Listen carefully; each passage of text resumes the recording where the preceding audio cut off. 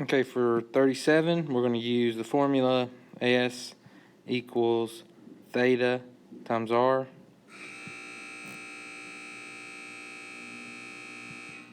R represents the radius. S represents the arc length that you're trying to measure. And the theta is your degree or your central angle. I guess degree is a bad word. It's your central angle. And it's going to be the answer in radians. Alright, so that's the formula we're using. Let's see. I can get the tile together.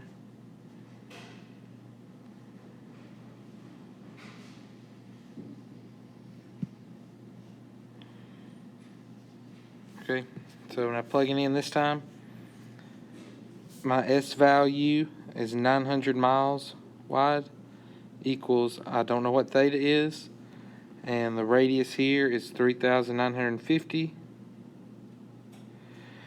So now I'm trying to solve for theta. I'm going to divide by 3,950.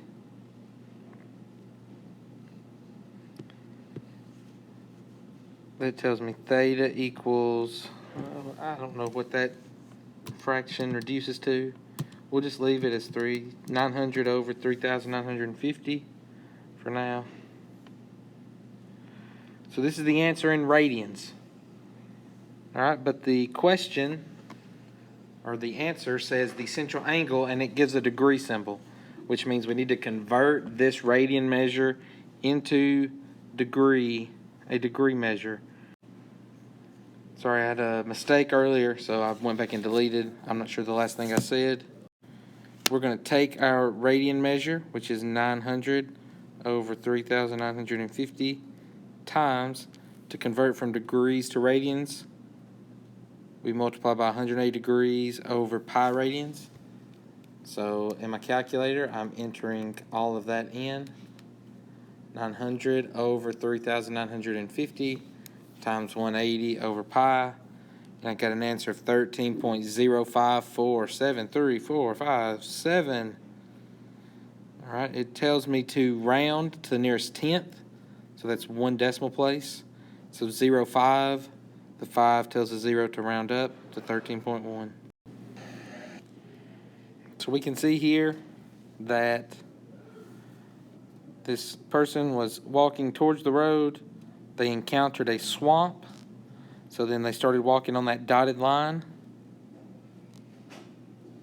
Once they encountered the swamp for 4 miles.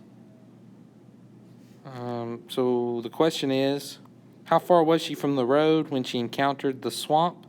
So we're looking for this measurement right here. So I can treat 35 as my central angle.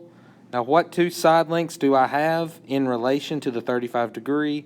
Well, I know 4, that is the hypotenuse, and I'm looking for x, which is the side adjacent to 35 degrees. So the trig function that deals with hypotenuse and adjacent is cosine. So we could set this up as cosine of the angle is equal to the adjacent, which is x, over the hypotenuse, which is 4. So I have cosine of 35 over 1 equals x over 4. Hopefully you can hear me. So I have a fraction equal to a fraction. I'm going to cross multiply and set those equals. 1 times x is x. And then 4 times the cosine of 35. So I can enter all this into my calculator. 4 times cosine of 35. And again, 35 is in degrees, so make sure your calculator is in degrees. Mine was not. And I'm going to get the x value must be equal to 3.2766. And it tells me to round to 1 decimal place. So the 7 tells the 2 to round up. So the missing side is 3.3. Okay, here I have a circular pizza.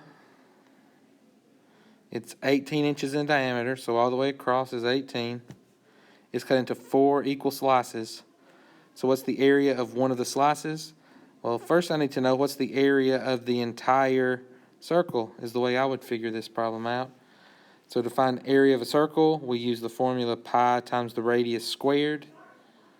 Here, since the diameter is 18, the radius is half of that, which is 9 squared times pi. 9 squared is 81 times pi. If I multiply that out, I get the value of 254.47 approximately. That's the area of the whole pizza. Well, if I cut it into 4 slices, then the area of one slice will be 1/4 of the total. So I could divide this number, 254.47, by 4. When I do that, I get 63.62. It tells me to round to the nearest tenth. So the 2 tells the 6 to stay the same. It should be 63.6. All right, so I think it's really good to set up a picture here, drawing this situation. So your right angle is always opposite the side length C. So this is C across from the 90. Then we can just pick one of our angles is alpha. Across from alpha is the side A. One of our angles is beta. Across from beta is the side length B. This is the setup for all the questions that are in this form. This time we know alpha is 60.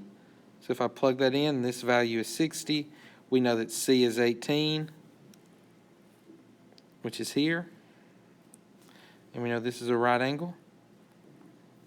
That's all we know at the moment. This is still A. This is still B. So to find the missing angle, well, they all have to add to be 180. It looks like you got that part right. So we could do 180 minus 90 minus 60 to find the missing length of 30. So for me, since this is a 30, 60, 90, we don't have to do any of the trig. This should be one of our triangles we have memorized. So let me draw that out here. If this is my 30, 60, 90, across from the 30 is 1, across from the 60 is radical 3, across from the 90-degree angle is 2. So how did I get from a side length of 2 that I know should be the hypotenuse of 30, 60, 90 to 18? Well, we multiplied by 9. That means we had a dilation of 9 to that triangle. So if I want to go from a side length of 1 to what B is, I could multiply that by 9. So 1 times 9 is 9. That means B is 9. And then for A, it was radical 3. Multiply by 9. So A is 9 radical 3.